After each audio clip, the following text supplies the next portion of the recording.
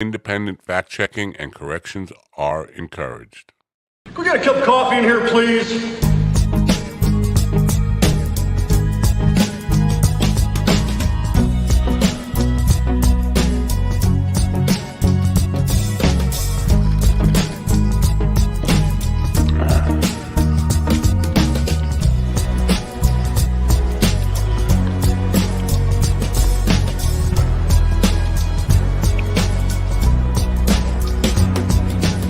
Damn good coffee and hot.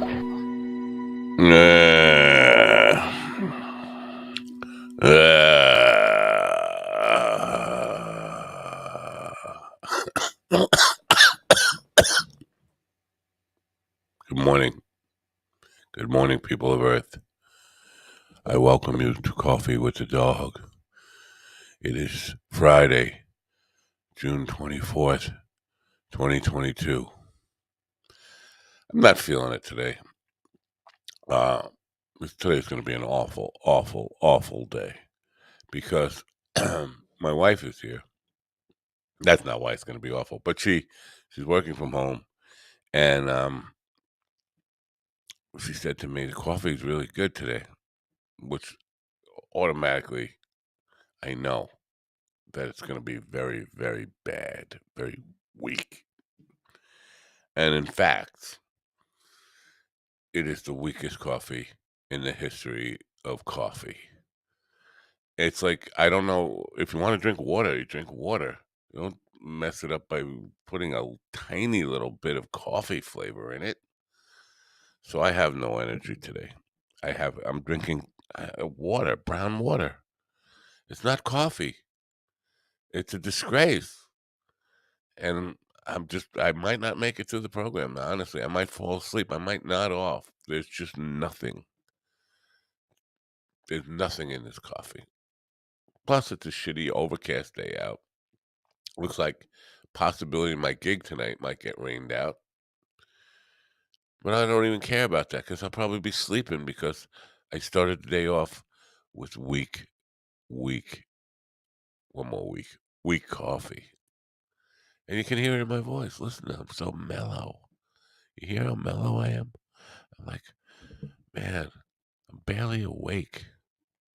Maybe if I sit up. It's Friday. You made it through the work week. How do you feel? Are you excited for the weekend? Well, I would be if tonight wasn't looking like it might get rained out now. I'm just checking this one more time, thinking maybe it'll change since a minute ago. You hear how weak I sound? Special weather statement, National Weather Service, special weather statement in Northwest Suffolk County. Uh-oh. I think I might be in line for a tornado or something. Special weather statement, action recommended, avoid the subject event as per instructions. What? New York City, New York, U.S. National Weather Service, attached areas. Patchy, dense fog developed across the area, resulting in visibilities locally down to a quarter of a mile, blah, blah, blah. So it's not a tornado warning or anything like that. It's just it's probably a weak coffee warning. They're probably saying, be careful. Make sure you drink strong coffee today. And, of course, I have the weakest coffee. I just feel like I need a nap already. I just woke up and I need a nap. That's how weak the coffee is. I want to cry. Plus, my allergies are kicking in. I'm just full of complaints already. It's Friday morning. Tomorrow will be a good day. How about that? Tomorrow's Saturday. I got a fun gig tomorrow night. Except, pardon me with the allergy stuff. Except, Kiara sent me a song list that she wants to do tomorrow night. Kid's got no fucking sense about what's going to go over in a bar like that. So I have to learn about 5 billion songs by tomorrow night.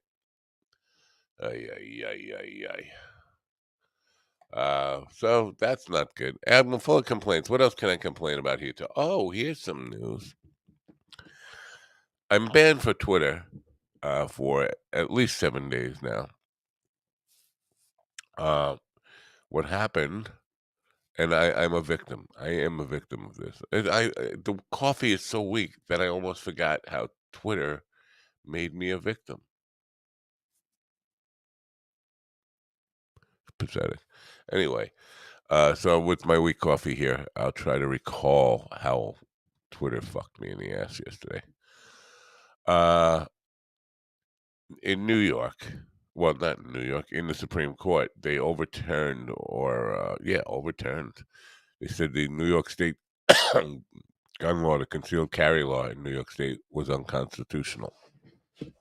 I'll get to that because that's going to be a problem. They didn't think it through. Um, so they overturned that, and Lauren Bob Boebert, the little escort, slutty, bimbo-headed, really stupid congresswoman from Colorado, half pint, slut, escort, prostitute, bar owner, and bar skag. Her. Yeah. She tweeted out she was happy about, and she didn't say I'm happy. I forget the words she used to say. She was celebrating the Supreme Court overturning New York's conceal and carry. Now, let me just continue on the road. I'm not even gonna get to the heart of the matter about that. I'm just talking about my Twitter stuff right now. It's hard to stay focused when you're drinking such weak coffee. To be honest with you, it's just a travesty. Anyway, so I responded. I commented back, "Yay." In quotes. See, now I'm putting this in quotes because this is exactly what I said. Yay, I can't wait to get shot. Twitter quickly, well, she reported me, and Twitter quickly suspended me, saying that's harassment. How is that harassment? Yay, I can't wait to get shot. Yay, I can't wait to get shot. Well, stop harassing me. What the fuck? No, that's not harassment. First of all, it's a joke. I actually can wait to get shot. And secondly, it's not even about you. It's about me who lives in New York, where the law is going to change now. It's not harassment. So they suspended me for 7 days, and I appealed it, and then they gave me the old, well, if you appeal it, we're going to take a while to review your appeal, and your suspension doesn't start until after we deny it. They didn't say after we deny it, after we review it, but they denied it. So now the 7-day thing started today instead of yesterday because I had the balls to review it, the gall to ask them to review it. And they came back and said, yeah, that's harassment. How the fuck is that harassment? Again, yay, I can't wait to get shot. It makes absolutely no sense at all. And they fucked me. So fuck them. Fuck Twitter. I'm off Twitter for the next week. It does make a difference in our ability to promote the show. And it's just another aggravation in life. And the allergies bother me. And my guest today is probably going to be as energetic as I am right now. So you might want to go take a nap. Maybe just wait till Issues with Andy comes out at 12 noon today. Issues with Andy podcast. That'll lift your spirits because this ain't going to do it. Anyway, so this New York State thing, and it's really going to be countrywide, nationwide. The Supreme Court basically said that New York State's concealed carry laws were unconstitutional. Now, these fuckers don't know what the fucking Constitution says. Every one of these judges is just trying to appease the NRA.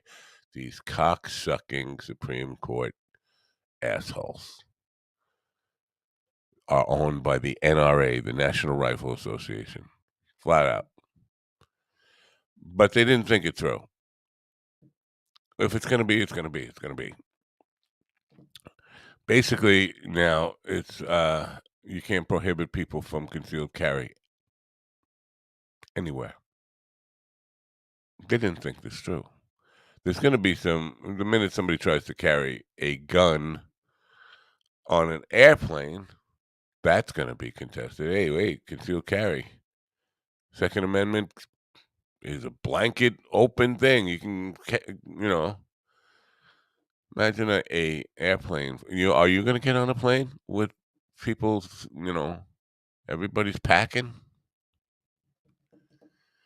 Imagine a football stadium full of people packing in New York, or actually, there are no. In New York State, there's a Buffalo. Baseball stadiums, basketball arenas. Gee, in Brooklyn, the Nets, they don't have anything to worry about. 18,000 people packing over on Atlantic Avenue there in East New York. No problem. Um, bars. Yeah, no problem with anybody packing a gun inside a bar. Nothing can go wrong there. And I heard, I'll get to William in a minute. William Conway has recorded a song of mine, has sung a song of mine, and I'm going to be playing that video this morning. But he said to me, "Yeah, crime might go down. It's a deterrent when everybody's packing." No, not in a bar. No, because or any kind of crowd situation. You got, the dynamic. People on a dance floor, people all over the place, and one guy just decides that bar fight's gonna break out. Oh wait, I got a piece here, and pulls out a gun, and you're gonna start just shooting in a crowded room with innocent bystanders. What could fucking possibly go wrong there? Oh, everybody's got a gun. It'll be a deterrent. No, that'll mean more innocent bystanders will get shot. Me. Now, playing a lot of outdoor gigs on the beaches, and even the indoor gigs are even worse. I mean, more of a threat, but the smaller crowds. But the outdoor gigs, we get thousands of people. Thousands of people. Families, drunk, all okay to carry guns now, concealed weapons. And there's nothing the law can do to, even deter that. No, carry guns any way you want. What could possibly go wrong? This is after we've had so many, mass shootings and stuff lately. This is the Supreme Court's solution. And New York hasn't had those mass shootings, by the way. It's happened where the laws match what the Supreme Court is telling New York State they have to do now. Think about it. Texas is where the mass shooting starts. Texas, basically people were fucking carrying Yahoo West, motherfucker. That's what we want. We want it's a plan from the NRA to just eliminate people. Just shoot them all, right? I mean, what else could be going on in their minds? They're buying judges to just say, sure, let everybody fucking shoot each other. I need stronger coffee. This is going to be one of those days, folks. This could go down as the worst coffee with the dog ever. Definitely the worst coffee for coffee with the dog ever. Ironically, William Conway has sung a song that I wrote and asked him to sing. It's called "Lay Down Your Guns." It's about knowing. It's about knowing when it's really time to give it up. And it's a western. It's a western movie. It's a western movie within a song. I'll play it now. I'll play it again later when the room fills up. If the room does fill up, might not because I'm not on Twitter. I can't communicate with those people. Could communicate with the people on Facebook, but so this is that.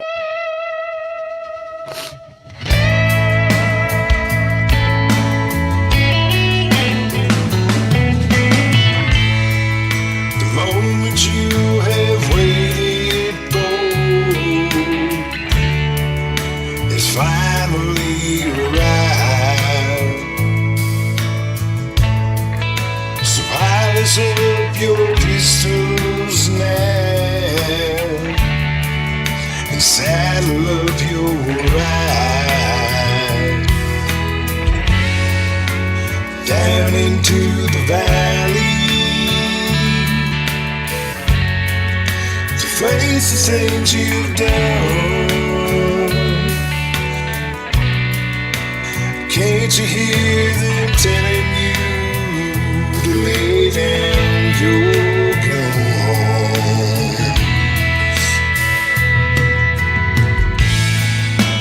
Every dog will have his day, and good guys can wear black, and every fool will have his say, and then they go right back. The face you find the showdown with your back turned toward the sun. Don't you feel the time has come to lay down your gun? And all the widow's cries and all the sad goodbyes from all the sweethearts that you know, and all the history and all the misery. Don't you know it's time to let him go? So one last look around you now at the mountains and these plains, and one last shot of whiskey. It don't matter if it rains, 'cause the only thing that you have left is the outlaw you become. And there ain't nothing left worth fighting for, so lay down your guns. Lay down your guns. Lay down your guns. Lay down your guns. Lay down your guns.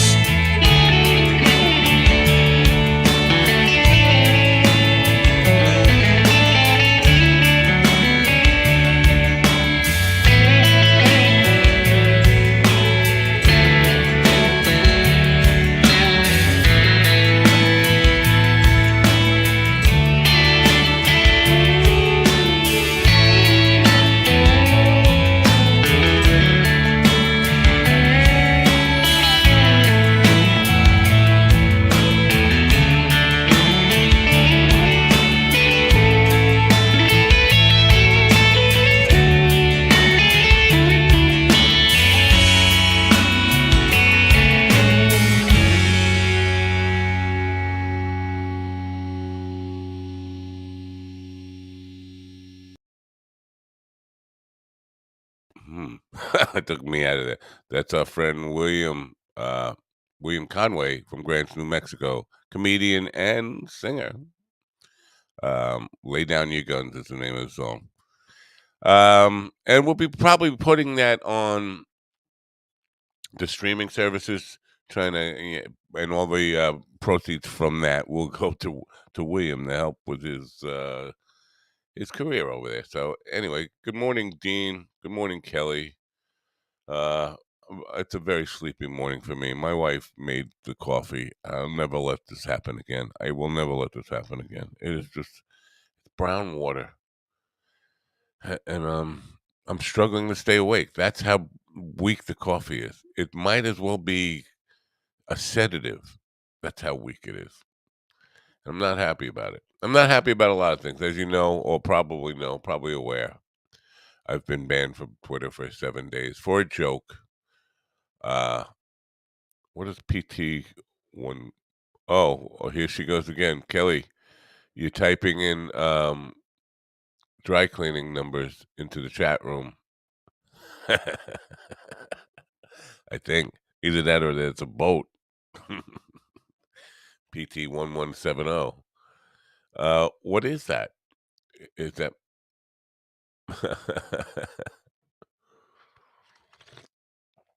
anyway? Good morning, folks. Or it might be a good morning. Maybe it's a sleepy morning. I don't feel like doing this today. I really don't. It's code. It is code. PT.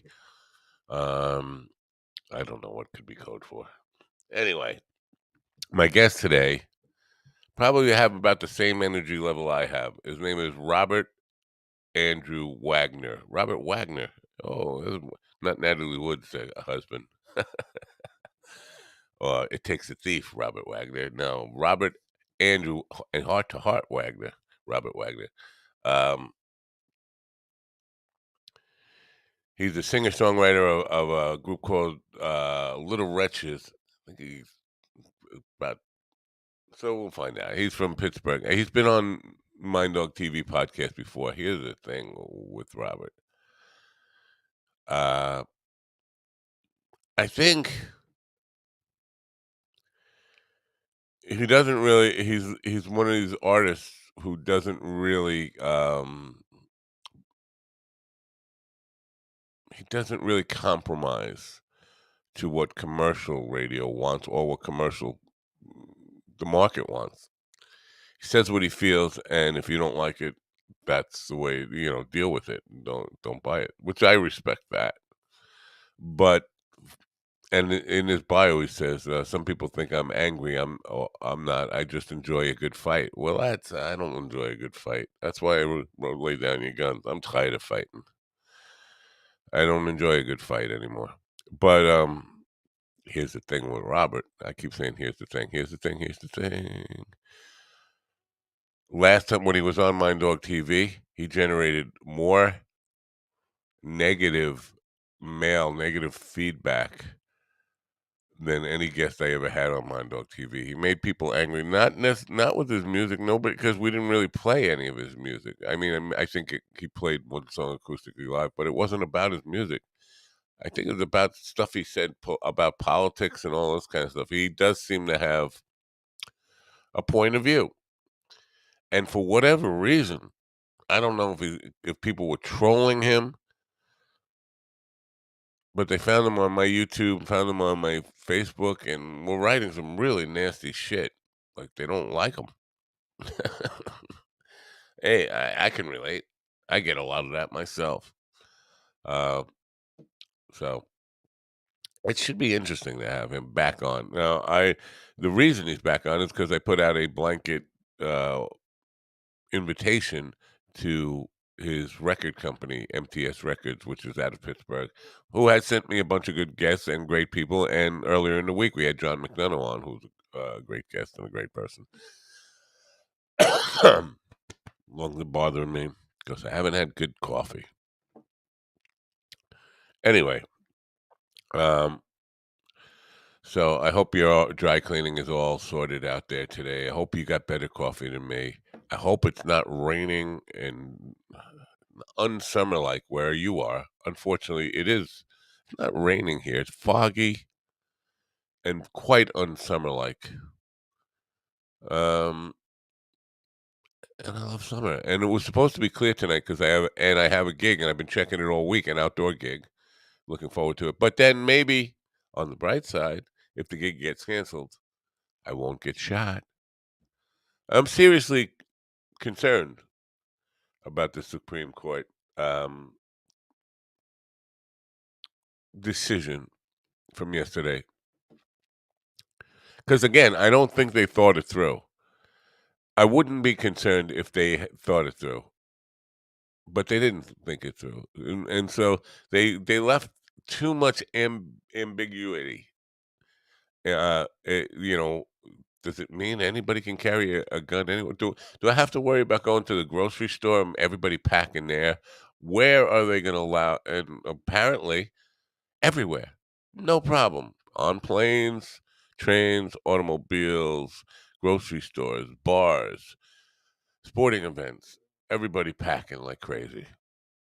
This is and the right wing is celebrating this like this is some kind of victory until we have like a wild shootout in public places. Oh, it's a deterrent. Yeah, it's a deterrent until it's not a deterrent, until there's fucking untrained imbeciles shooting in every direction. And they think that's going to fly in New York City. Oh, yeah. You know what? Look what the streets of Chicago are like. I know those are illegal guns, but it's still the same thing. You can't have everybody just fucking packing. You just can't. That's us. We spent almost 100 years taming the Wild West to have a civilization where that wasn't ruled by the gun. And in one felt swoop, the Supreme Court said, "Nah, yeah, let's have a society ruled by the gun."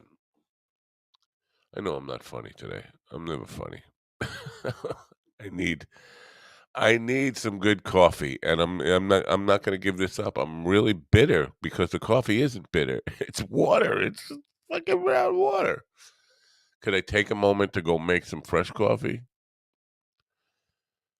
See, she's in the kitchen working, and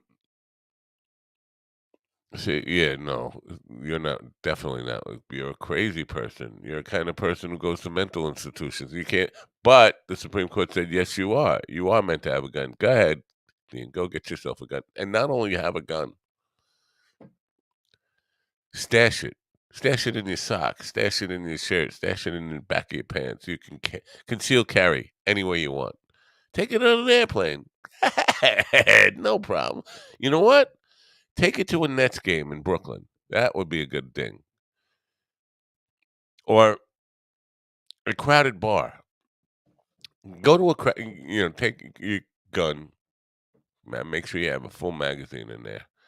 Stash it in the back of your pants. Go into a crowded bar room and just look for trouble. That's what you should do. That's what the Supreme Court wants you to do. And I got banned from Twitter for saying, "I can't wait to get shot." Twitter's got their priorities all wrong here. I mean, I I respect an organization. I don't think it's censorship. I respect an organization to establish their own rules about what they will allow on their platform, and if you break those rules, they should have every right to ban you for breaking those rules. But I did not break those rules. This is not harassment.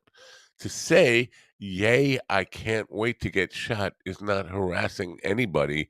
It's making a joke about me and my insecurity about people walking around with guns.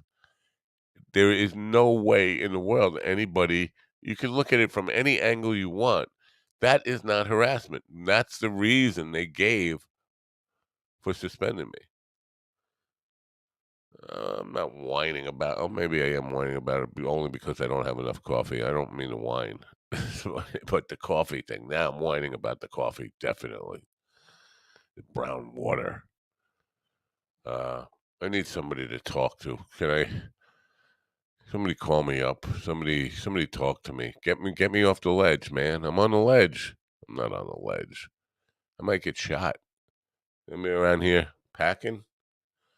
Um, Not the kind of Friday show you're looking forward to.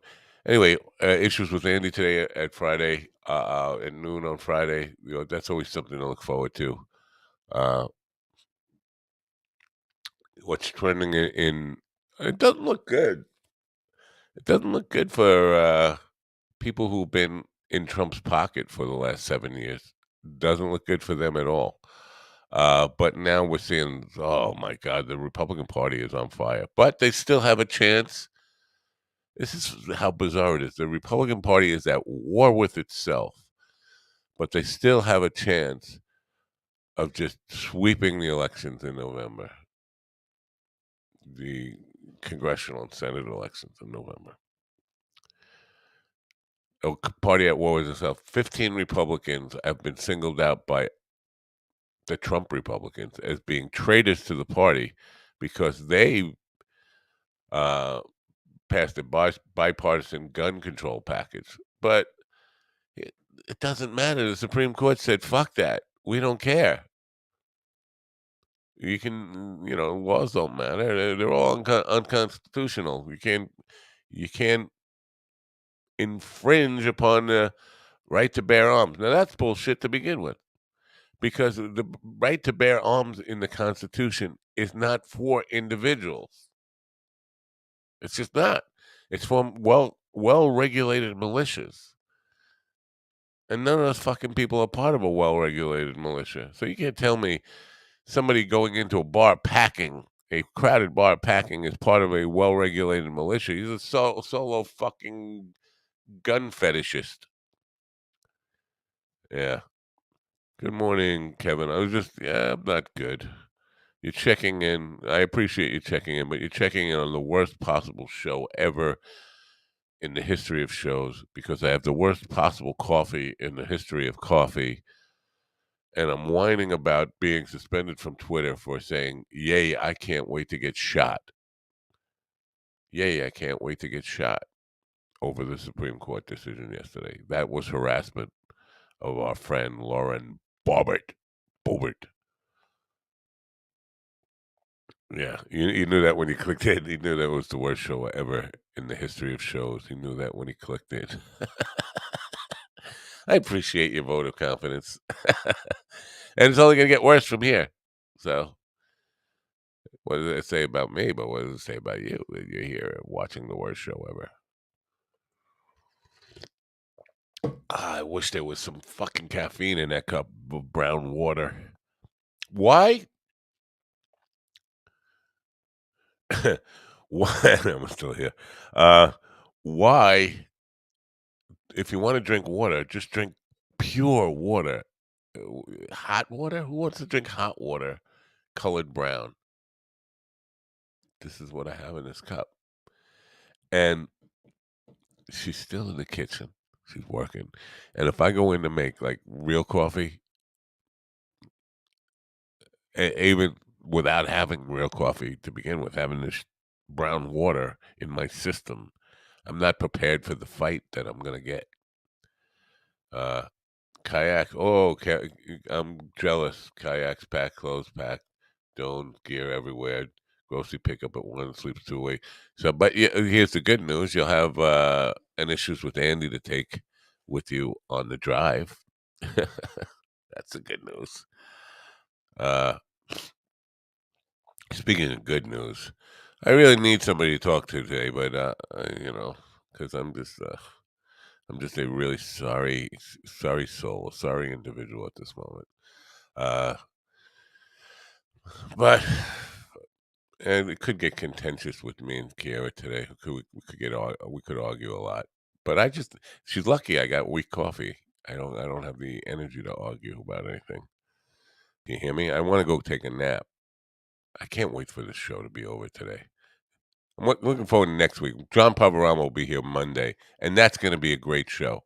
That's going to be a really good show, and I'm going to be excited and enthused for that. I'm just going to bring Kiara in now just so I have somebody to talk to. I'm lonely here.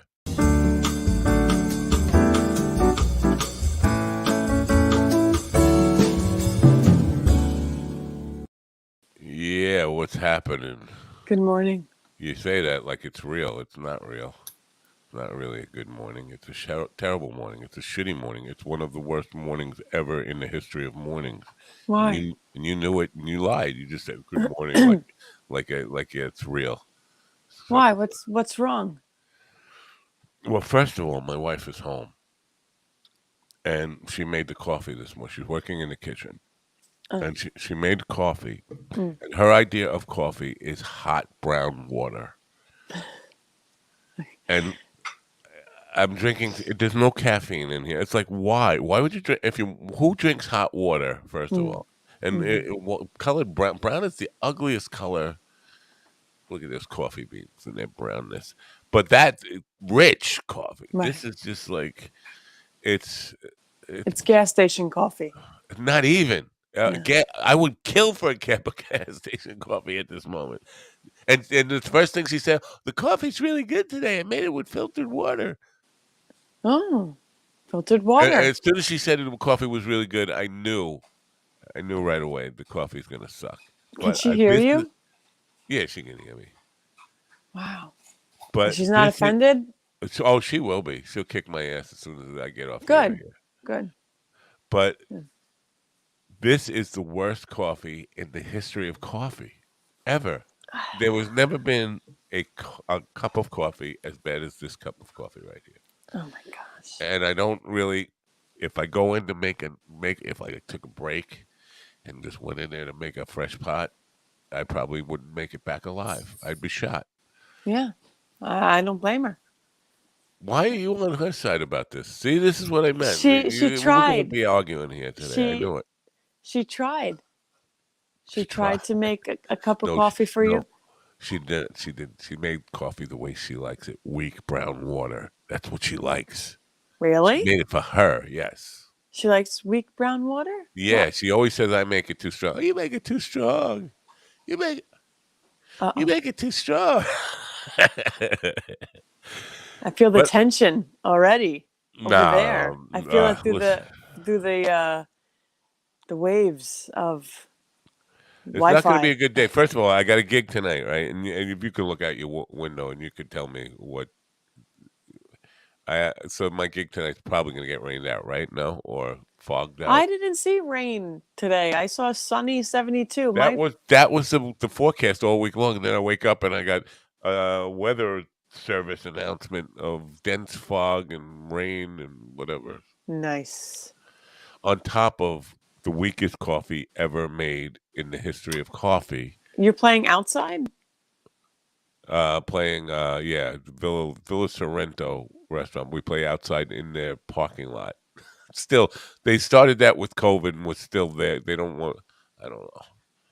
We played outside in their parking lot in November. That sounds like a good idea. That sucked, and my hands were freezing. And we got space heaters for the people in the tent, but we're not in the tent. We're back from the tent. That's probably the most ridiculous idea. Yeah, no, I don't. It's not a fun gig. It wasn't going to be a fun gig to begin with. But so if it gets canceled, the upside of this is I might not get shot, and that's a good thing because I'm actually thinking. And this is, you don't know about this yet. I've been banned from Twitter for a week. Oh, no. Because yesterday the Supreme Court overturned New York State's concealed carry. I saw law. that. Okay. So Right. now we can carry. Not just carry anywhere, because they didn't write anything new into the law that says, well, you can't except for on airplanes or crowded bars or stadiums or like Venetian Shores or Wait, except for places? no, like they that? didn't write that in. So now you can have drunk people in crowded bars, or you can have an airplane full of people. But you still have to register and get. So you still have to prove that you're a No, responsible theoretically, yes, but what they overturned was the illegal search and seizure for such things. So you can't. So you can have an illegal gun. They're saying basically you can't be stopped. And that I don't agree with. That's ridiculous. They tried to make it like a racist thing, right? Like No, it's a gun thing. It's a this the stop and seize because they were saying it was like racist and there people were being targeted. But if someone looks suspicious, and I know. So here's how I got banned from Twitter. So Congresswoman Lauren Boebert from Colorado, she's not even from New York, said, thank God the Supreme Court overturned New York's unconstitutional gun law. And I replied, yay, I can't wait to get shot. And she reported me as harassment, and Twitter said, yeah, you're suspended for harassment. I appealed it and saying, how the fuck is yay, I can't wait to get shot harassing her? And they reviewed it. They said, well, we review this thing. We're going to delay your suspension. And when you start your suspension will be later now. Do you really want to go through this? I said, yes, I want to go through it. I want to appeal it. I have a human being read what I wrote. I said, yay, I can't wait to get shot. That's not harassment. It's a fucking joke, first of all. And it's not, if it's harassing anybody, it's harassing myself, not her. So I'm suspended for 7 days from Twitter. But here's the thing. Here's my question. Okay. Is criminals and crazy people are gonna carry guns anyway? Right? They're just they're gonna carry them anyway. No, they carry them illegally anyway. But then, if they can't stop them and search them, well, this you is can't the stop thing. them and search them anyway. You couldn't. Yes, do it. You can. Yeah, no. They do it all the time. We do it at stadiums. When we go into a baseball game, they put the scanner on every single person that walks in. He goes like this.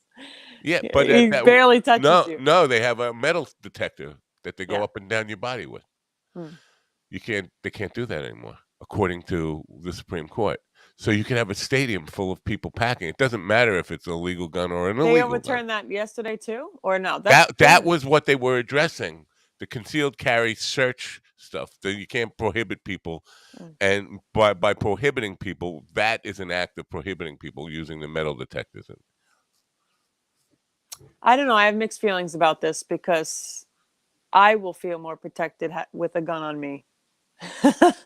Yeah, but are you going to feel more protected being on stage in front of a room full of drunks who could all be packing? And here's the thing, they say I could be packing too.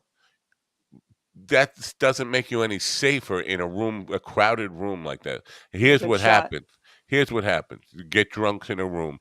Guy he's drunk and out of control, and he gets into a fight. But I'm not a good fighter, but I have a piece. I can pull my piece out. Now you have 1,000 good Samaritans with guns pointing into a crowded room, shooting. That's not a good thing. Innocent bystanders are going to be dropping like flies. First of all, not everybody knows how to shoot a fucking gun. That's true. It's just not. It's not going to work out right. It's the thing. New York doesn't have mass shootings. New York is one of the places that we haven't. We've had cops mass shoot people, like 68, 69 shots or whatever it was, but 48 shots, whatever the hell it was. But Texas has had these open carry laws forever. Texas is where we had the mass shootings. It's all these places. It's Florida. All the places where the gun laws are less restrictive is where you're having the mass shootings. You're not having them in New York. Even in Chicago, you have shootings with illegal weapons, one-on-one, but you don't have mass shootings in Chicago. This is what we're gonna have. We're gonna have people. It's gonna be like what William described the other day. Like a shootout. Yeah, shootouts. We're gonna have shootouts all over the place. And I hope not. Hope not. Yeah, hope is a good thing, but hope won't save your ass. It's not a good thing. Definitely not reading the room correctly. And the Constitution would never said individuals have the right to bear arms. It said well-regulated militias. It's right up front. The need for to have a well-regulated militia, and then it goes on to say the right to bear arms shall not be infringed. It's about well-regulated militias, not individuals. Wahoo! I mean, we should have everybody should have a gun. Everybody should have a gun. Yeah, for their own protection. Yeah, I certainly do. Really? Yeah, I know how to fire it. I fire at the range. I know how to be responsible with it, and definitely, yeah. But I don't know. I hope everybody's responsible with it, but you say for protection. Do you carry it with you all the time? No, I don't have a permit to carry. Oh, you don't need one anymore. No, I think you do still need a permit, though. No, I think you still need not to carry. Not to carry. Concealed carry. No, for a pistol, you would need one still, right? You'd still need to go through that process. Not to carry, no, yeah. Really? To carry anywhere, yeah, anywhere. You don't have to register. You have to register the gun, but you don't need to get a concealed permit anymore. Oh. Wahoo! We live in the Wild West. We live in the era ruled by gun. I have to think about this for a while.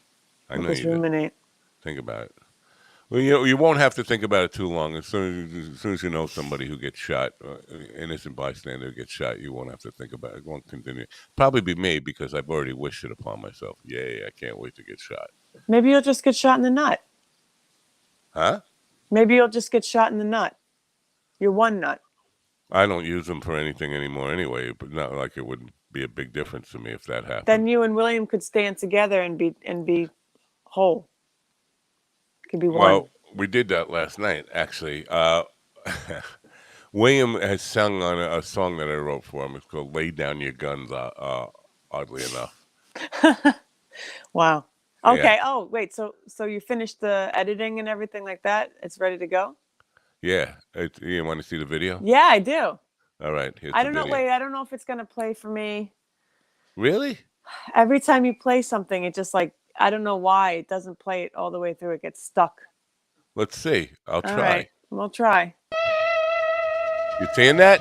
I'm seeing it now.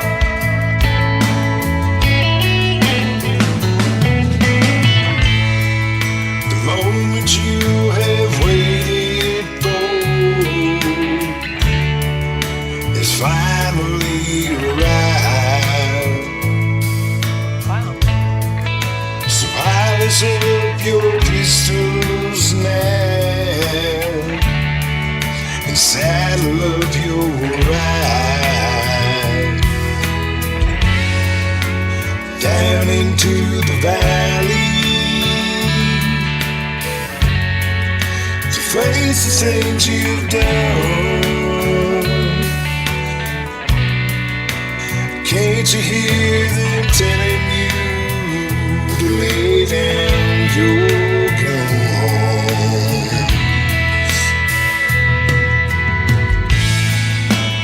Every dog will have his day,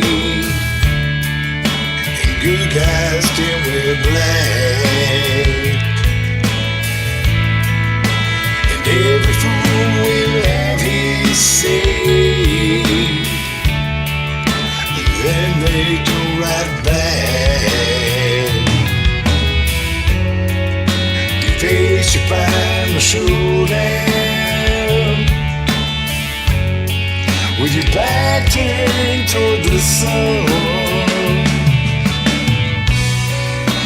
Don't you feel that the time has come to lay down your gun? And all the widow's cries and all the sad goodbyes from all the sweethearts that you know, and all the history and all the misery. Don't you know it's time to let him go? So one last look around you now at the mountains and these plains, and one last shot of whiskey. Yeah, why not? It don't matter if it rains, 'cause the only thing that you have left is the outlaw you become. And there ain't nothing left worth fighting for, so lay down your guns. Lay down your guns. Lay down your guns. Lay down your guns. Lay down your guns. I'm doing a fade out, like a manual fade out here. Look at this manual fade out. Oh yeah, manually fading out, not bad. I still got some DJ skills happening here. Probably gonna kill it at the end here. Not a bad manual fade out. Not too bad. I've done worse. Anyway, I'm impressed. well, And his voice was perfect for that song. I thought so. It was perfect. It was like sultry. I don't know if sultry is the word. Just a nice raspiness to it that just it was good. He sounds like a Papa Bear. Yeah. For the bare necessities of simple bare necessities. He sounded great. He sounded good. Yeah. Proud of you guys. Look at you. Made a good Um, song.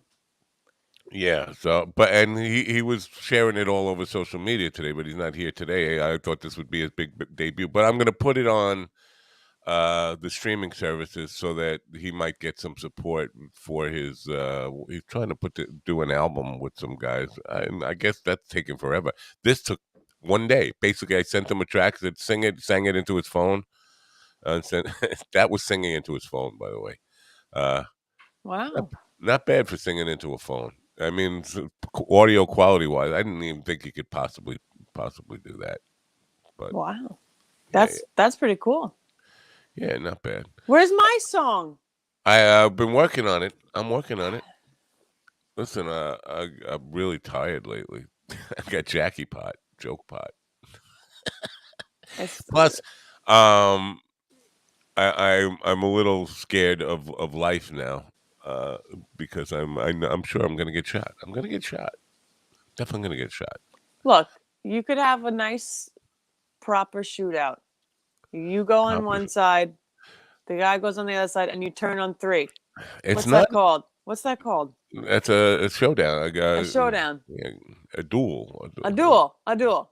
There you go. You settle it like man. And then I'll be gone. And then what will you do? You'll run the show yourself? I'll just have to shave my head and wear your glasses and draw a mustache on, and nobody would know. Sit there. And complain about how shitty the coffee is. Listen. Yeah. Today I have a singer-songwriter on, Robert Andrew Wagner. Not Robert Wagner, Heart to Heart, Mary or Natalie Cole's husband. Robert Andrew Wagner. He's been with me on the Mind Dog TV podcast. His initials spell Raw. Nice. Like that. And he's from a band called The Little Wretches at Pittsburgh, and I put out an open invitation to his record company, MTS Record. Michael Stover is a Pittsburgh-based record company. He used to supply me with a lot of people, a lot of guests for the evening show, and I just said, you know what, you have him come on the morning show. So he's going to be with us in just a few minutes. Mm-hmm. He has a point of view, something to say. You know, he doesn't back down from. I was trying to explain this. He's not compromising in telling the audience necessarily what they want to hear. And in his bio, it says something like, people think I'm angry. I'm not angry. I just enjoy a good fight. Now, that song that I just played, that's about a guy my age. And he's probably my age or so, but who's just like so tired of fighting. Lay down your guns. I don't want to fight anymore. I don't want to argue. I don't want to. You're tired of fighting? I am, yes, but he's not. But he's not. Right. So it's going to be like one big brawl right now? No, it's not going to be a brawl. I just think he's got to have a point of view, an opinion. Does he have about what? About anything. I bet she's probably going to have a point of view about the Supreme Court case, and I don't know what that will be. I don't know where it will be, but I know. I'm not sure how to feel about it yet. I don't have a fully formed opinion. Well, because in one if sense, I get shot, will that change your mind? In one sense, it would be nice to be able to protect yourself, but you had that the ability to protect yourself yesterday or 2 days ago. Now what you have is thugs being able. Thugs always had weapons. No, they couldn't. Because they had to be. They were subject to search and seizure, and being scanned by metal detectors. That went hand in hand. The search and seizure. That's what brought it up. That's what it was. That's what the case was originally about. Was the scanning when you're going to a baseball or a basketball stadium. Imagine the Nets in Brooklyn. in East New York, Brooklyn, with that arena right in the heart of shootout city as it is, and they're not allowed to check to see if you got a gun when you go into 18,000 people. All those crack dealers on the streets carrying, you can go in now with the guns stashed in their back. That's odd.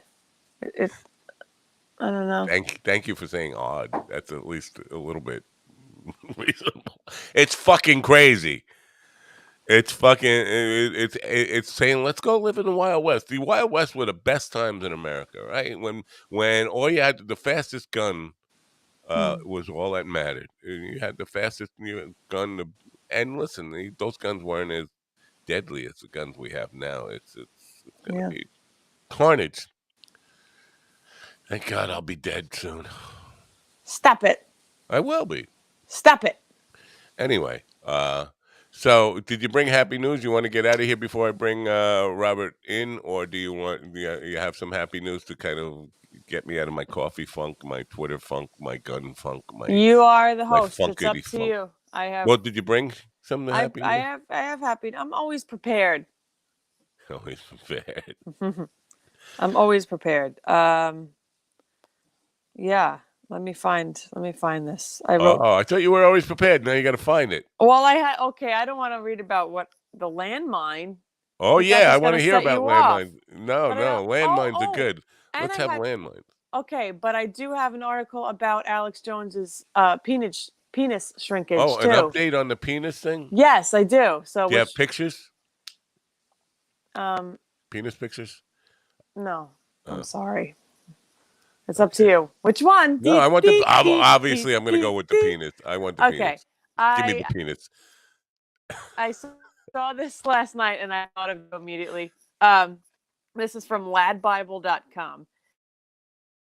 And what does that stand for? I think they're completely serious.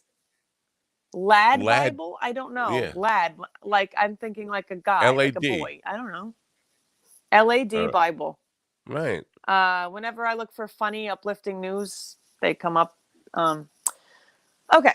So scientists warn men's penises are shrinking and it could have a big effect on mankind's survival. This was published actually on June 17th, so it's a little outdated here, but I want to read this. An award-winning scientist has made a shocking revelation that could shake humanity to its core. Penises are shrinking. Dr. Shanna Swan is one of the world's leading reproductive epidemiologists, and her research indicates men are suffering from higher rates of erectile dysfunction and babies are being born with smaller junk. This is verbatim. In her research published in her book Countdown, she believes microplastics and pollutants are seeing babies unable to develop properly, causing an overall feminization of society.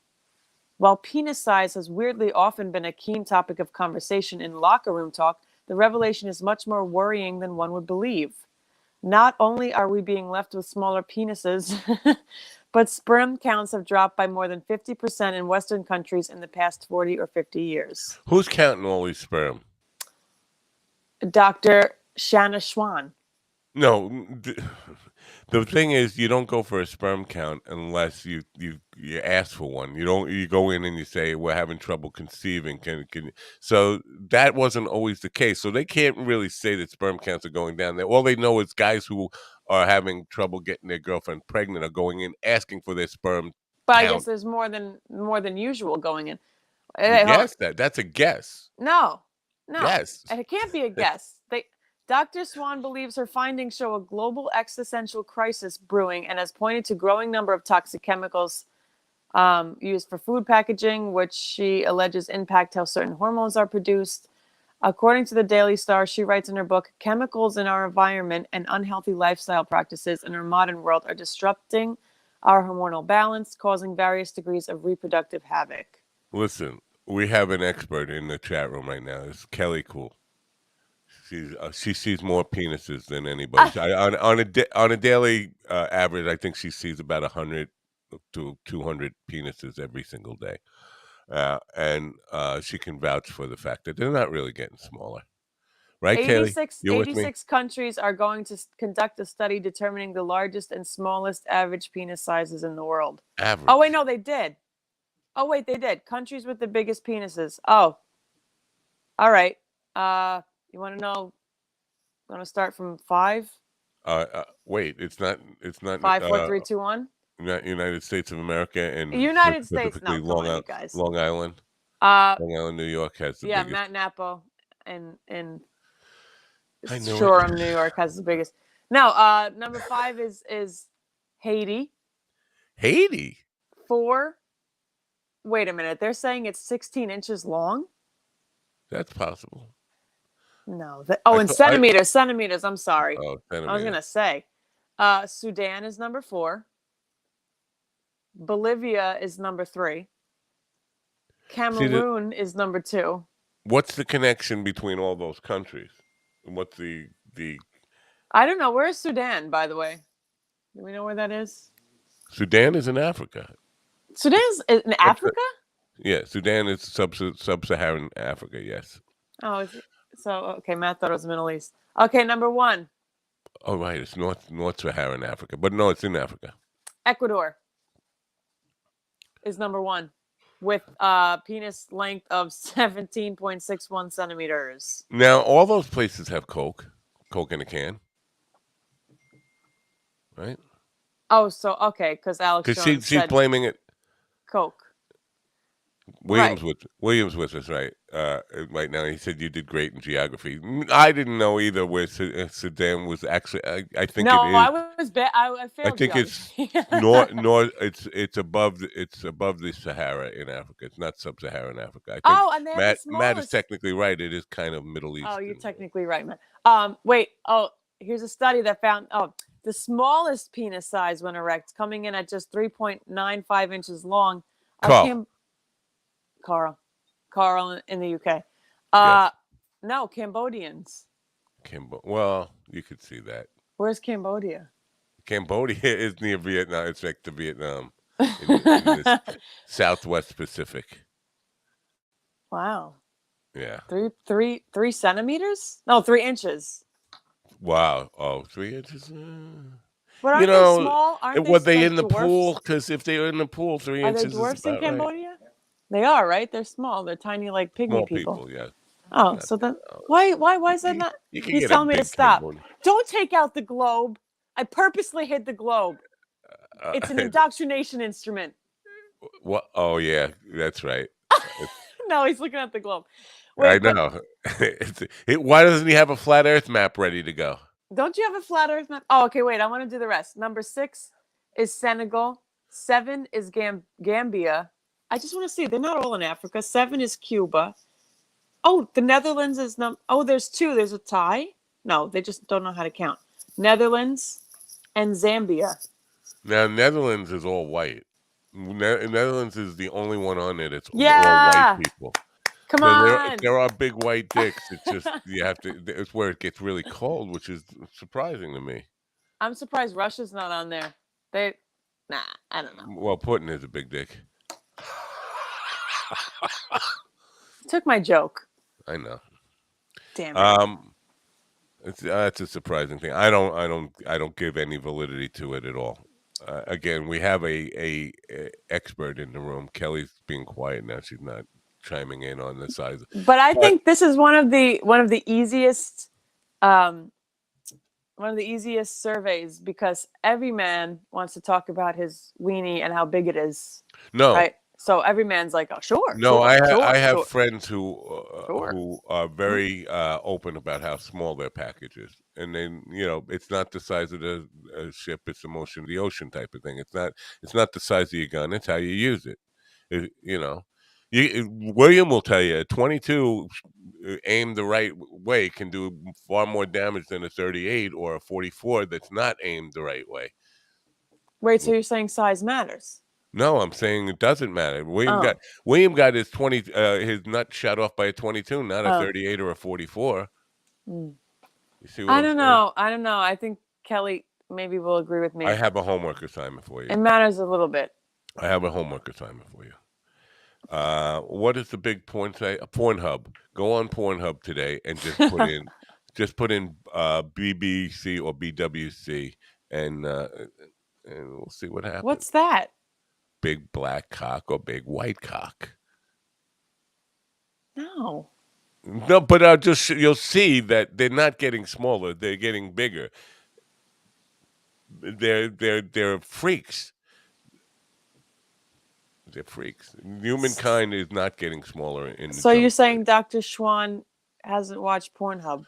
I'm saying that's exactly what I'm saying. She needs to get herself a credit card and get on one of these porn sites, and she'll be like, "Whoa, maybe I was wrong about that. Whoa, I was definitely wrong about this. Holy shit, you could tie a fucking whatever." I'm just. But maybe I need better coffee today. Well, the freaks make good porn stars, so they're the ones on the porn. But maybe the rest of America, the rest of the world, Okay. is falling victim to tiny weenies.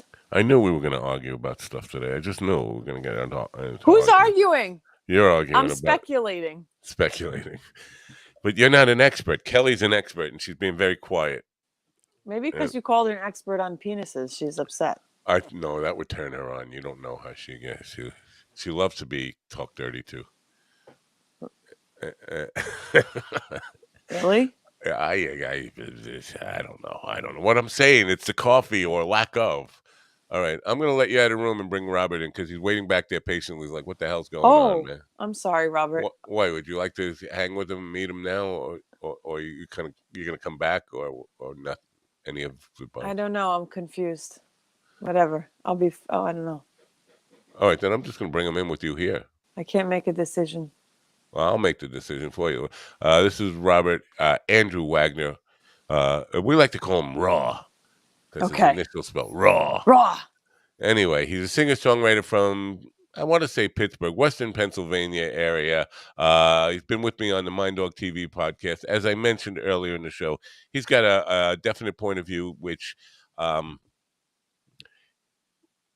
generated more email and feedback than most of the other singer-songwriters I've had on the program. Not because of his music, but some people just, I think they were trolling him. They were angry at him for political views or whatever. To be honest, the hate mail that I got or the negative mail that was generated was all incoherent. Like you couldn't tell what were making people angry. But we'll talk to him about it now and find out why does he really enjoy a good fight. Let's welcome him in, Robert Andrew Wagner to the Coffee with the Dog. While I was in the waiting room here, I really enjoyed your conversation, and I could have been sitting there typing in comments. And when you were talking about should we bring him in, that was great. I enjoyed that tremendously. Well, I appreciate that because this is a very weak show today because of coffee. It's all my wife's fault, to be honest with you. She said she started out by saying, "Oh, coffee's really good today," and I knew right from hearing coffee's really good today, it was going to be the worst coffee ever in the history of coffee, and that's what I got. So I'm low energy, but I appreciate the comments. I had surgery on my eye last week, and I figured, well, I'm going to be in pain for a few days anyhow. Maybe this will be my big opportunity to decaffeinate. So I'm no coffee, I'm no caffeine, and I'm tempted. But you have more energy than I do. Maybe I should go your way and just not even touch this stuff. You seem more awake than I do, that's for sure. But I thought you were just styling. I thought you would go in Hollywood on me. With the I look a little bit like the cartoon version of Gomez Adams with the glasses off. Like the one eye looks kind of like shrunken and red. If you remember the Addams Family cartoon. You know who you look like with the glasses on? Duke from Doonesbury. Oh, really?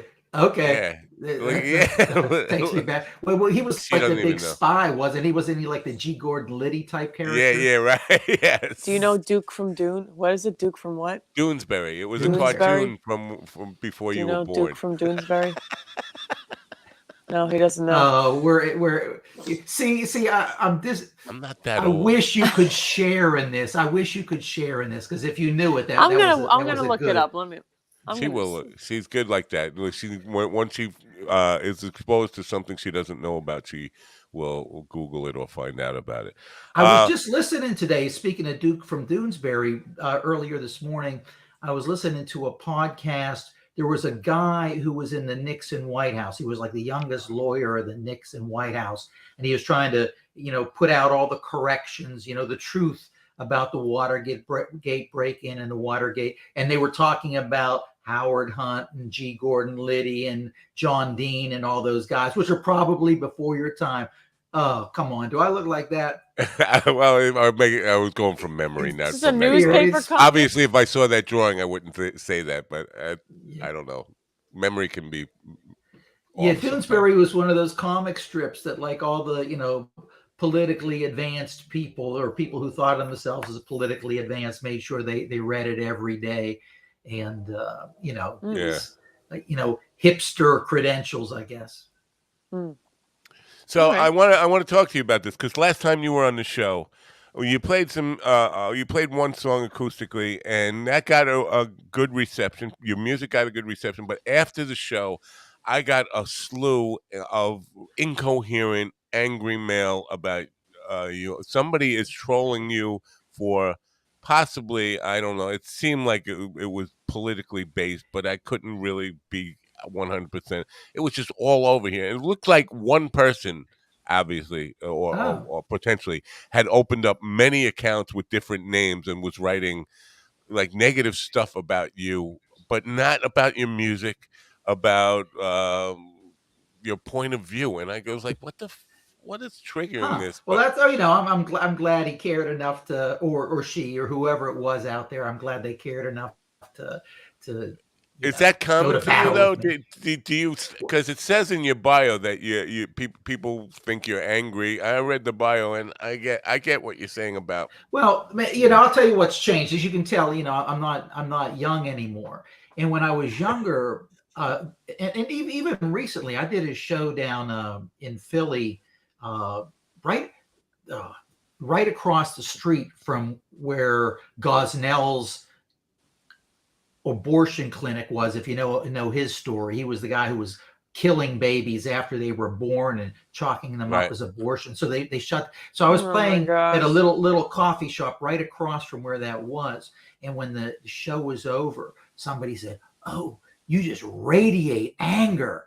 Like, you're kidding me. And because the thing I've been getting in the last couple of years is how positive I am. Like, and well, my viewpoint hasn't really changed, but I guess hearing an old guy say this stuff is like, oh, see, that's reaffirming because he's not afraid to speak his mind and tell the truth. Whereas when you're younger, you're just obnoxious whenever you tell people what they don't want to hear. And to be honest with you, the reaction seemed angrier than you do. The people, and maybe, the reaction is the irrational one. The people getting angry about something you said are the people who are being irrationally angry. In my view, you're just a guy singing songs. Like one of my heroes, even though I would disagree, I wish Phil Oakes was still alive because I think Phil Oakes's viewpoint might have, because he was a very intelligent guy. I think as evidence came in, he may have modified some of his stances, but for me, he's the model of like a performing songwriter. People think of him as a leftist, but if you actually look at his lyrics, he's targeting hypocrisy and misinformation in all directions. He's a straight shooter and somebody that I admire and model myself after. But we're in the feel good business. Pop music is like a cocktail or a cup of coffee or a cigarette. People, medicate themselves with the music they listen to, which is different when you're young. Like most of what I know from the music I've listened to. But now, most people in my generation, we're feeling a little bit down. We put on the song that we know is going to make us feel good. And if you're in the feel good business, why not just sell drugs? That's not the business I'm in. Yeah. No, I was talking to somebody about depression the other day, and I think people that's a pretty simple, quick cure is listening to music that will make you feel good. I think that's a simple thing. It's so much easier than getting pills and Yeah. prescriptions for. No, I don't want to put out misinformation about the medical industry and pharmaceutical industry. I don't want to be accused of that. But I think there are some natural ways to lift yourself, especially if it's not a chemical imbalance or something like that Yes. you're dealing I with. agree. Mood lifters and putting on music that makes you feel good is a great thing. So, Yeah. Yeah, well, on the medication thing, I was a friend of mine was seriously ill. He had suffered a full body infection, and he was in a coma, medically induced coma, until they could fight the infection. And I was visiting him every day in the hospital in the intensive care unit, and I'm on the elevator, and I read this poster that says, "Do you have anxiety?" and it lists all these symptoms. Like, I have all those symptoms. Oh, well, it just so happens we're having a clinic down. So I go down to the clinic, and I ended up making an appointment with the shrink or whatever the site. I don't know if it was a psychologist or a psychiatrist, but I go to see her, and she says, "Well, what would you like? I could give you something to take the edge off." Like, I'm coming here for treatment. I'm not coming here for, dang, I could get drugs if I wanted them. Come on. It's I want so help. easy. It's so easy now to I get I think drugs. Andy Andrews would like that number of that doctor. No, it's so easy, and it's a cop out. I think that for most cases, you can work at depression, you could work at anxiety, you can overcome it. All I right, overcame it. let me Well, ask you. I do exercise, I do music, and a friend of mine, a lifelong friend down in Philly, I visited her recently, and she has like motivational slogans by her door and by her bathroom mirror, just things to constantly remind her, this is a battle, and I'm going to fight it 24 hours a day, every day that I live, and I'm going to stay positive. I'm not going to I'm not going to walk around feeling defeated and down. Wow. Training yourself in the same way you can train your body, you can train your mind. mind to have positive thinking. A lot of it's lifestyle as well, because we're programmed, like 9 to 5 slave robots, and we're really not satisfying our own needs and desires. Yes, Matt? Needs and desires. We're going back into the large penis area again. I'm I not thought we were talking done with about that now. penises. Give me a second here. I want to come back to this Philadelphia thing, because I just remind me to ask you about Philadelphia. But last night on the Mind Dog TV podcast, I had a guy on who was a naturalist as far as dealing with stress and health and physical health and mental health. And by naturalist, he says exercise is not good. Movement is good. He's an evolutionary guy. So, Is he fat? when primitive man was hunter gatherers, they weren't doing exercises. They weren't doing push-ups. They moved. They danced. They had sex. They went out on the hunt. Yeah. All that stuff was motion, and Yeah. that's good for your body. It's just as good as exercise. Yes. And I thought, wow, that's the first time I've heard it put that way. Dancing, just living life, but being a full motion person rather than a sedentary sit in a chair type of. Well, we were full motion, and we fought for it. We hunted for our food. Right. But we you don't built. think about it. This is what I like if I go to a gym and I'm going to lift up weights. The first thought is, how much is that weight? And then you start stressing out. Exercise is supposed to relieve your stress, but you're stressing out. Well, how much is this? Now you're thinking about it and all that stuff. Whereas if you go out hunter gatherer, you don't think about that before. Right. You're just thinking about, I'm hungry. I want to get some food. Yes. Yeah. Well, I'm sorry. Well, but like, I work a lot with kids, and one of the things I'll ask them, is, where's your food come from? They have no idea. It shows up as if by magic, and then as soon as they have 2 minutes where they're not engaged in something, they're on their phones. But if you had to procure the implements of your own survival, if you had to grow your own food, you would be moving all day, and then when you had time to not move, you'd be having some fun. Yes. Everything that we used to have to, like, you're familiar with the jiu-jitsu guy, John Danaher? Yeah. Yeah, I was watching a video of his where he was talking about it. There was a time when you didn't have to worry about the meaning of life. The meaning of life was survival. And now that survival is pretty much a given, we have it more than we need. Most of us have more than what we need. And even some of the poorest among us have more than what they need. And so now, we have this existential, crisis about, what is the meaning of life? Right. Life is meaningless. Well, why don't you, go up in the mountains and start yourself a farm and hunt for your own food. I love this guy. Well, along those lines, because last night my guest Frank Ferencic, he brought up this, but not on an individual level. He said we never think about what is the purpose of humanity, right? And as a whole. And I was like, wow, I've never had that thought, because every time I talk about purpose, it's like, what's the meaning of my life? What the hell was I born? What the hell am I doing here? Right. But to think about what is our purpose as a species on this planet? What the hell are we trying to do? That's not and it was a heavy thought for me, and I still haven't wrestled with it. Well, but from the Christian viewpoint, right? God doesn't want us to worry, and He wants us to be. We have more value than the sparrows of the air, right? Don't worry about what you should think or what you should wear. You should just be here and enjoying what has been presented to you. Then why did He create a flat Earth instead of a globe? Oh my gosh! Yeah.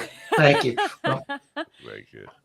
I don't know why I said that. I think the coffee. It's a lack of. I think that we're serving man, and it's killing us. Mentally and spiritually. I think consumerism is killing. Yes, consumerism. Yes, definitely. People are so the next thing is going to make me happy, and I thought about this yesterday.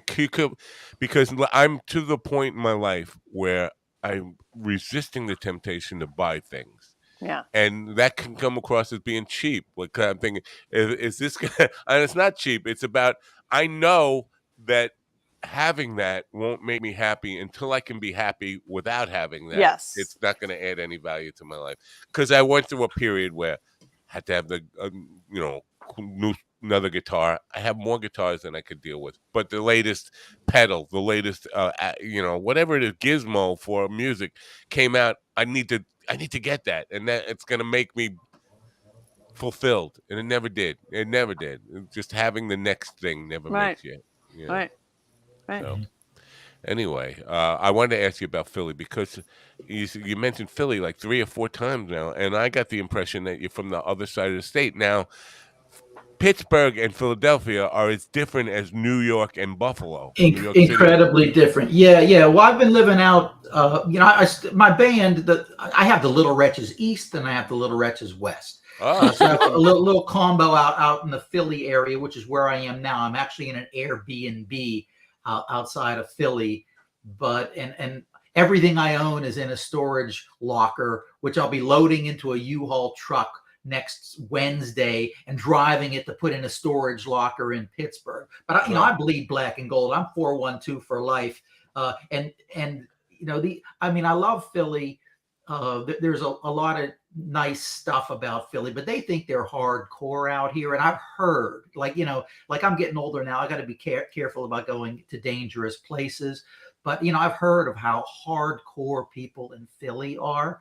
And, like I've been warned, don't wear your black and gold to an Eagles game. Don't wear your black and gold to a Phillies game.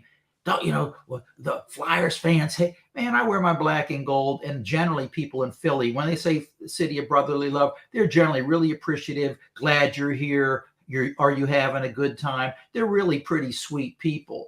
But they are not hardcore. Like even from the music business out here, back in Pittsburgh, people that had just a smidgen of talent had every intention of taking over the world. We're out here, people with more talent in their little finger than I have my whole body. Oh, they're content to do music as a hobby.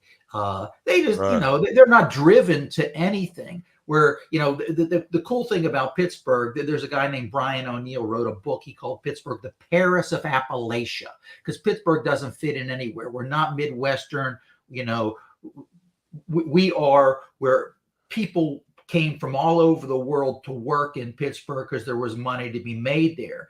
And then whenever all of the business, the steel industry dried up, everybody left except for the sick people, the crazy people, the old people, people who were unable to leave. Really kind of some pretty hardcore people. Now Pittsburgh's been taken over by Brooklynites and people from Seattle. And they look at people like me like, oh, look, there's a deer, ooh, there's some wildlife. He's a native. You're like the Pilgrims. You moved into what I created and you're not giving me any credit. Yeah. But Philly, Philly's where I am. And I plan on spending a lot of time here. Philly's closer to New York, it's closer to the East Coast, but they don't have the drive here. They turn on the home team in the blink of an eye. You guys know who Ryan Howard is? Ryan Howard sounds familiar. Ryan Howard was a baseball player that won a World Series for the Phillies. I go to a Phillies game, like Ryan Howard's last season. His first time at bat, they boo him. Well, this guy won you a World Series and you're booing him. What's wrong with you? No, you don't as a deserve Met to fan, win. I'm familiar with that. It's what have you done for me lately? It definitely is. What have you done for me lately? But on the Pittsburgh thing, Jess Paul, who was an actress who got her start, and she's from the Pittsburgh area, she got her start and did very well there. But I was talking to her, I had her on the program about Pittsburgh because I've had so many. And I get hung up on this idea of creative hubs, creative areas. There are places in America, Dayton, Ohio, the Ohio area now has a really thriving artistic community, singers, songwriters, comedians, musicians, all that stuff. And I think Pittsburgh has that too, to some extent. But I told her I've had hundreds of people on from Pittsburgh. I think it's a really creative hub, and she asked me to name them and all because I've put me on the spot. Like I could only name like 4 or 5, but I swear there is something going on in Pittsburgh that is maybe it wasn't always there, but in the last 10 years or so is becoming more of a artistic friendly city where filmmakers are gravitating towards Pittsburgh, songwriters, bands, even comedians. Can I lay it out for you? Sure. I mean, this is going back maybe 15 years, maybe longer. But a guy who at the time, he's the former mayor of Pittsburgh, Bill Peduto. When he was a city councilman, before he became mayor, he's not mayor anymore. But I guess they had done some kind of studies. What is necessary for a blighted area to turn around. And the first sign that a blighted area is turning around is when the young bohemians move in, when the young artists move in. So he had a big meeting. He called all the artists and artistically minded, people that he could get down to his meeting. And he said, we have these neighborhoods and they have abandoned storefronts. We will help you buy these buildings for almost nothing. And all we want you to do is keep something in the storefront, keep them alive. And then 5 years, 10 years, 15 years from now, you'll be able to sell these buildings for a huge profit, and you will have helped us turn the city around. So some of the political leadership in Pittsburgh saw the artistic community as a way to bring a renaissance to the city. Looking back on that, and that is a sign. I mean, like there were some neighborhoods out here in Philly that were considered blighted. That and when they turn around, they try to change their names. There's a neighborhood in Philly called the Northern Liberties. That borders Kensington, which is like a drug-infested, scary place to be. People walking around like the Walking Dead. So if you live down on that borderline, you say you're from Fishtown. But young people moved in, rehabbed the houses. Now they're all worth $500,000. So I think that's one part of Pittsburgh. Right now, one of the reasons why I'm going back is that I was house hunting out in Philly, and everything costs $500,000, whereas I could in Pittsburgh buy something for $50,000 that would cost $250,000 out here. So it has the healthiest housing market in the country right now. Kiara's moving. She's just packing her bags right now. She just heard you say that. She's going and there's natural beauty. You've heard of the point. The convergence of the Ohio, Monongahela. Now, you could spin a spinner. You could stand at the point, spin a spinner, and wherever it ends, follow the direction of the arrow for 15 minutes, and you're going to encounter some kind of natural wonder. So there's history. There's nature. There's it's just a really cool place to be. And then it's also, there's got all these little neighborhoods, and each neighborhood has a different flavor. I mean, you think of it as almost like, Manhattan in New York City or something. You have Little Italy, you have Chinatown, you have the Lower East Side. Pittsburgh's an amazing place. I love it. And rivers even when have I a was way of growing up, carving that shit out. you could do whatever you. Yeah, go ahead. I'm sorry. No, I was going to say the thing about being in Pittsburgh as an artist is if you're content, if you're not like hungry for fame, you could do whatever you wanted to do and find, a small community of people who would support it. But you weren't going to get any larger recognition. If you want any larger recognition, you got to get out of Pittsburgh. But you do have the license and the freedom.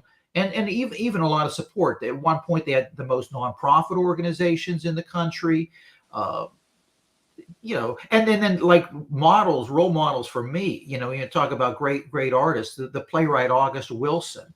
I studied writing under a partner of his named Rob Penny at the University of Pittsburgh.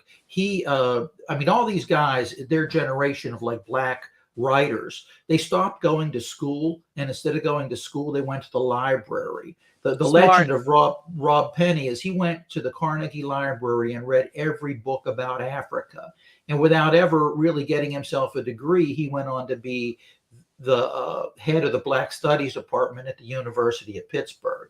Wow. And apparently August Wilson did something similar. He stopped going to school, and he would just hang out in parks and coffee shops and diners, and he was always writing, and he was capturing, the poetry of the people, the beauty of the spoken word. And then, you can, once that was sort of his process, when you watch or listen to his plays, you can tell, there are a bunch of poems, there are these beautiful soliloquies that he kind of patched into characters and put them in dramatic settings. But first and foremost, he's a poet. Wow. And the poetry of Pittsburgh, because the language, people from Hungarians, Slovaks, Italians, Greeks, that old Pittsburgh, where people maintained their identity while assimilating. It's a magic thing. Yeah, it is. So we are short on time here. You want to perform for us today? I see you have. Well, this is more like a prop because I get nervous, but I'd be glad to play a song for you. Okay. What is it? Let me see the headstock on that. What are you holding there? This is a Martin D35. Oh, beautiful. Yeah. I thought it was a Martin, but I couldn't tell without seeing the headstock. But it looks like a beautiful guitar. All right. Should I go for one? Yeah, sure. All right. This is a song called "May You Never Be the Child of a Realist," and there's I guess this ongoing debate about should you go for the money or should you go for your dreams, and for me, I'm lucky that I didn't have to make that choice. There was no way I could not go for my dreams, but one time my band was practicing. And we were also babysitting. And so we gave my little niece a little drumstick and a harmonica so she could play along with us. And you could tell that she was trying to keep in time and really trying to make music with us. So after we get done, we take a little break and say, wow, you were really playing. And somebody asks her what she wants to be when she grows up. And she says, oh, I really want to be a singer. But I'm going to go to beauty school so I have something to fall back on. Who put that evil thought in your head? Because if you give yourself something to fall back on, you're going to fall back. You're going to fall back. Yeah. So that's May You Never Be the Child of a Realist. Here we go. May you never be the child of a realist. May you never learn to calculate the odds. May you never need apologize to mother. or your father, for honoring the gifts bestowed by God. May you never be a play it safe apprentice, 'cause they've told you since you're born dreams never pay. May you never be the shining little namesake of a realist. May you never think you're better off that way. May you never think you're better off that way. May you never walk the altar with a realist who decides that childish things be put away. A second car, a second job, a second mortgage, second thoughts. The bills will be the least of what you pay. May you never wake to realize you've grown up, slightly overworked and overweight. May you never slide that ring upon the finger of a realist who believes that dreams can wait. A realist who believes that dreams can wait. May your mirror never show to you a realist who's always level-headed, always sane, who knows the dollar value of a hard day's work and carries an umbrella when it rains. May you never wake, never trust the doubters who advise you, who say it's wise to give yourself an out. May you never tell your children you're a realist when you're just a broken-hearted fool who sold yourself to doubt. You're just a broken fool who sold yourself to doubt. May you never feel alone and isolated. May you someday take a worthy lover's hand who will stand with you and lift you up and share with you the happiness that only other dreamers understand. That only other dreamers understand. That only other dreamers understand.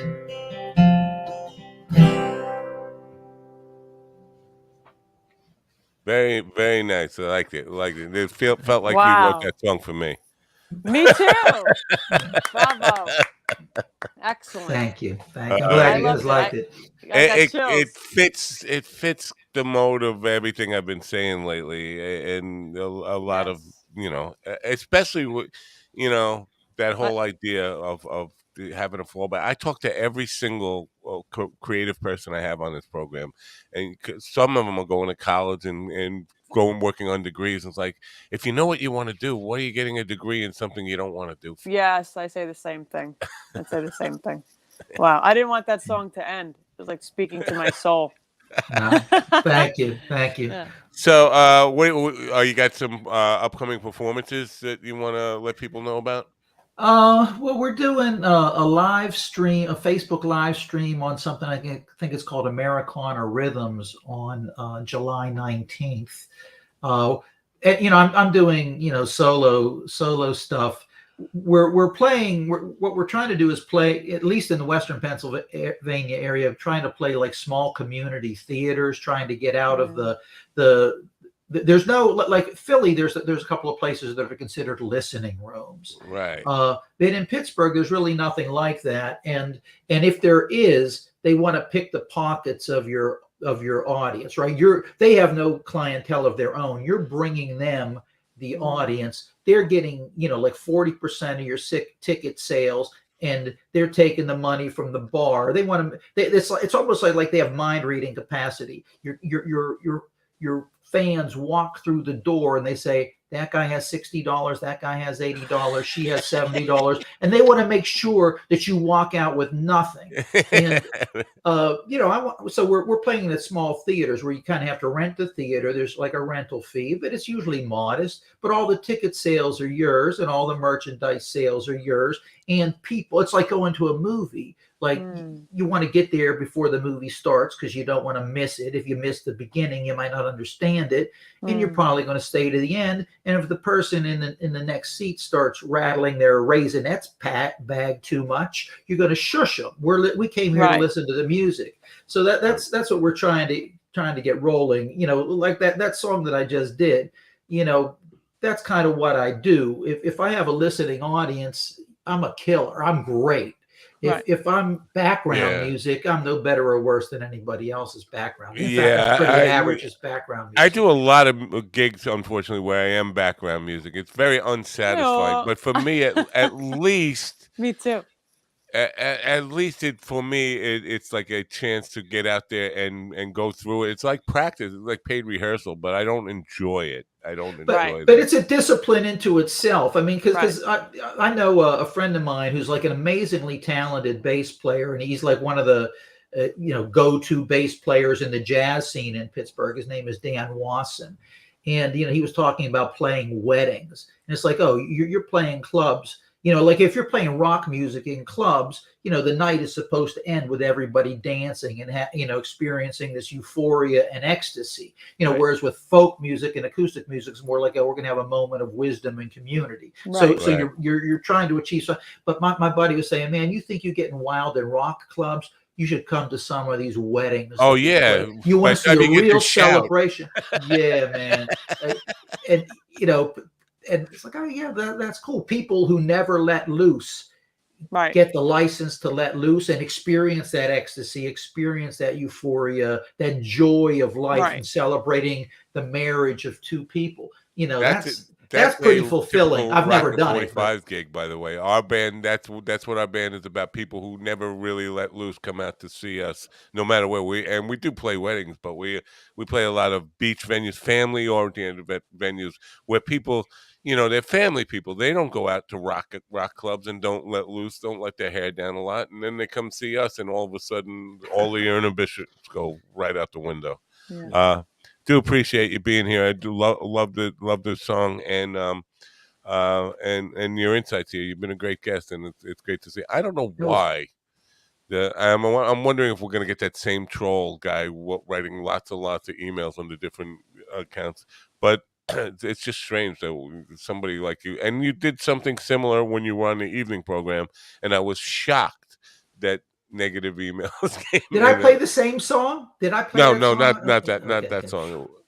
But it was something mellow like that. And I feel so mellowed out. I feel like, wow, I feel nice. Yeah, hey, haters gonna hate. Oh well. You're gonna have haters. I got lots of them too, but generally it doesn't. And it had nothing to do with the music. It was like somebody angry about, I guess, a political statement you made, and I didn't even. Can I say one thing about that though? I put out an acoustic album last year called "Songs from the Land of Pit Bulls and Poker Machines." And when I was reading the reviews, I mean, that's everybody wants to figure out what box I'm in. Where are you coming from? Because they can't make up their own mind about what you have to say unless they can figure out where you're coming from. And for me, part of the art is I'm not going to let you put me in the box. Right. Yeah. Don't you dare put me in a box. If I could be fit into a box, I could be prepackaged and perhaps I would be more successful. But no, you have to think for yourself, and I'm not going to give you that comfort. I'm not preaching to anybody. You make up your own mind about things. All I'm doing is I'm holding up a big mirror, and you look in the mirror and might you see some crumbs on your face, or maybe you'll admire your own beauty, but I'm just holding up a mirror. Wow. I dig it. I like that. Yeah, me too. Wow. Well, it's been a pleasure having you back, and you're welcome back anytime. Yeah. And littlewretches.com is where people are going to find out what you're up to and where you're up to it and all that stuff. And live stream July 19th on what was it called? I think it's Americana Rhythms, I think Americana is the Rhythms. name. Okay. Wow. I'll find it. And I'll put it in the link. I'm impressed. Yeah. Well, I think this is a perfect time to say goodbye today because Govs is coming up, and I need to go make a fresh pot of coffee. Yeah, Govs is here now. We got to say goodbye to Govs anyway, so we'll say goodbye to everybody today. Thanks for coming, Robert. Be well, and again, you know, do something. Got something you want to let people know about, or just come back and perform another song. You're always welcome back. Thanks. Thank you. Bye for now, Robert. Andrew Wagner, and I can play your music to let you go. Before I liked him. You had me all worried. He's a fighter. He's gonna. Well, that's what it says in his bio. And I'll have to dig out some of the insane emails that I got about him, and it was exactly what he said. Like, I couldn't figure out what they were pissed about. It was obviously they were pissed about something political that he said, but I couldn't tell if they were a lefty or a righty, or they were angry at him, assuming he was a lefty or a righty. I like that. I like his stance. Like, I'm not going to be put in a box. I like that a lot. I got peace and love vibes from him, and that song mellowed me out. It was really nice. I liked his energy. All right. Well, if I don't have a gig tonight, I will finish up the song that I'm working on for you to sing. And see, the problem is, I have to sing it, a demo of it, and I don't want you to, because every time I do that with Mikey, he ends up doing an imitation of me. It's like, no, I'm not the singer. I'm just putting down a rough melody. Just do something better than I'm giving you. That's all. I'm excited.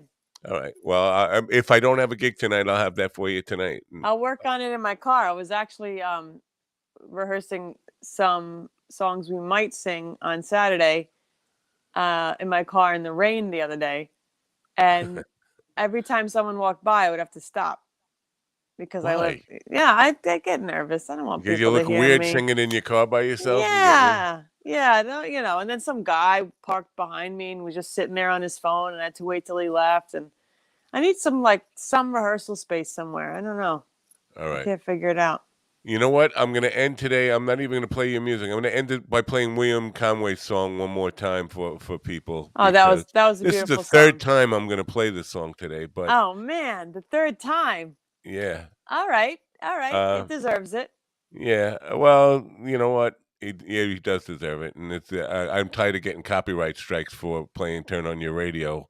So if I play this, it won't be quite so bad. So thanks for coming, everybody. And have a great day. And we'll see you Monday with John Pavaramo. Thanks for coming. Bye for now. Bye-bye.